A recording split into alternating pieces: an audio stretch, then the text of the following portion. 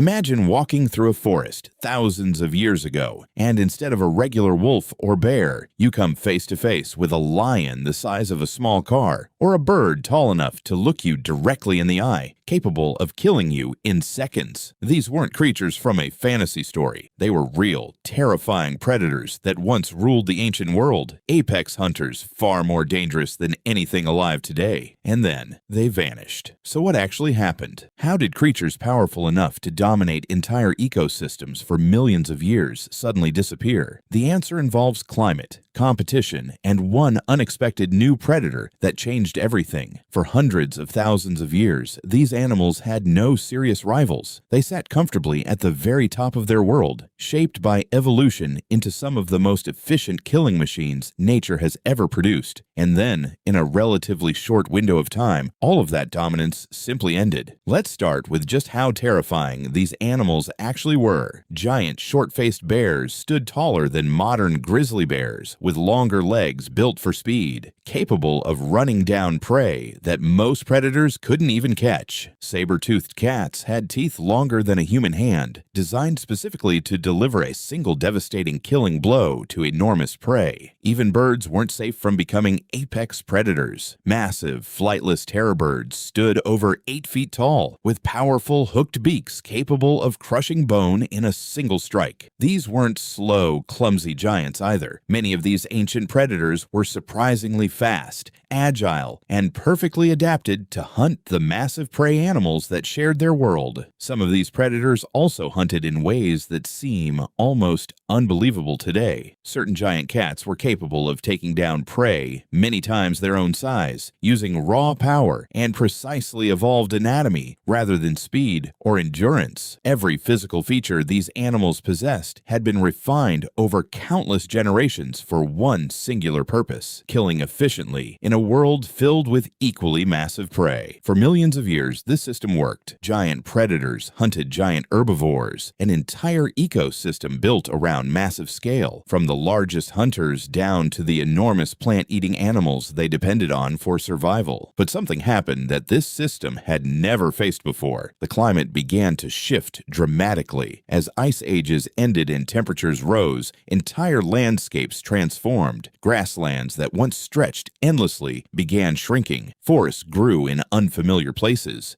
The specific environments these giant predators had evolved to hunt within simply started disappearing beneath their feet. This mattered enormously because many of these predators were highly specialized. A body built specifically for chasing down massive, slow-moving prey across open plains becomes a serious disadvantage when that open plain slowly turns into dense forest. Specialization, which had been an enormous advantage for millions of years, suddenly became a dangerous vulnerability. At the same time, their prey was disappearing too. Massive herbivores, giant ground sloths, woolly mammoths, enormous bison all began declining as their own food sources and habitats shifted. When you're a predator built exclusively to hunt giant, slow prey, and that prey population collapses, your own survival becomes precarious almost overnight. This created a brutal squeeze. Less available habitat combined with rapidly disappearing food sources put immense pressure on animals that had spent millions of years perfecting one specific hunting strategy in one specific type of environment. But climate change alone doesn't fully explain what happened. There was another factor entering the picture around this exact same time, one that may have tipped the balance permanently. Modern humans began spreading rapidly across the globe. Unlike other predators, humans brought something entirely new to the ecosystem: coordinated group hunting, sophisticated weapons, and the ability to adapt their strategy based on whatever prey happened to be available. Humans didn't need to specialize in one specific type of prey. They could hunt mammoths one season and switch to smaller game the next, giving them a flexibility that giant specialized predators simply didn't have. This flexibility became a massive competitive advantage. As humans expanded into new territories, they began competing directly with these ancient apex predators for the same shrinking shrinking pool of large prey animals, and humans had tools, planning, and cooperation on their side, advantages that raw size and strength alone couldn't overcome. This was likely one of the first times in history that a predator faced serious competition, not based on physical power, but on intelligence, coordination, and adaptability. No amount of raw strength or speed could fully compensate for facing an opponent capable of planning ahead, communicating complex strategies, and adjusting tactics in real time. There's also growing evidence that early humans occasionally hunted these massive predators directly, whether for protection, resources, or simply removing dangerous competition from valuable hunting grounds. A creature that had spent millions of years with virtually no natural enemies suddenly found itself facing a surprisingly intelligent, coordinated new threat. The combination proved devastating. Shrinking habitat reduced available territory, disappearing prey reduced available food, and a new intelligent competitor was actively hunting both the predators and their remaining prey at the same time. Any one of these pressures alone might have been survivable. All three happening simultaneously left almost no room for these magnificent animals to adapt quickly enough. Some of these species held on longer than others, surviving in isolated pockets where conditions remained more favorable, small refugees where the old rules of the world briefly continued a little longer than everywhere else. But eventually, one by one, these incredible apex predators disappeared entirely, leaving only fossils, bones, and scattered archaeological evidence to tell their story. What's particularly striking is how quickly, in evolutionary terms, this extinction happened. Animals that had successfully hunted for millions of years vanished within a relatively narrow window of a few thousand years, an evolutionary blink of an eye compared to how long they had previously thrived. This raises an uncomfortable question that scientists still actively debate today. Was climate change ultimately the deciding factor, with human hunting simply delivering a final blow to already struggling populations? Or did humans play a more direct, decisive role in wiping out creatures that had never encountered a predator quite like us before? The honest answer is that it was likely both. Working together in ways that created a perfect storm, no giant predator population could realistically survive. Today, when you look at the largest land predators still alive, lions, tigers, and bears, you're actually looking at the smaller, more adaptable survivors of a world that once contained creatures dramatically larger and more powerful. The true giants, the animals that once stood at the absolute top of the food chain, are gone forever, victims of a changing world and a new kind of predator nobody saw coming. It's a strange thing to consider that the very traits which made these predators so dominant for millions of years, extreme size, powerful specialized bodies, and a total lack of natural enemies, may have ultimately left them completely unprepared for a world that changed faster than evolution could keep up with. If you find these extinct giant predators as fascinating as we do, let us know in the comments which one surprised you the most. And if you want more deep dives into the strange, forgotten history of our planet, hit subscribe for more, because prehistoric Earth was home to far stranger and more dangerous creatures than most people ever learn about.